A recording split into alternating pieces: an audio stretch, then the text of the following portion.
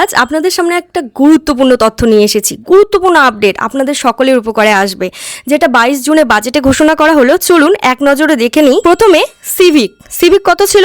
10,000 টাকা, বর্তমানে হলো 12,000 টাকা। আশাকর্মী কত ছিল? 6,250 টাকা, সেটা হয়ে গেল 11,000 টাকা। বয়স্ক বিধবা ভাতা, এটা 1000 ছিল, 1500 হলো, অর্থাৎ 500 টাকা বেড়েছে। আর বিশেষ সক্ষম ভাতা, যেটাকে আমরা প্রতিবন্ধী ভাতা বলি, 1000, এটাও বেড়েছে 500 টাকা, 1500 টাকা। অন্নপূর্ণা যোজনা অর্থাৎ লক্ষ্মীর ভাণ্ডার ছিল 1500 করে, সেটা কত হয়েছে? অন্নপূর্ণা যোজনাতে 3000 টাকা।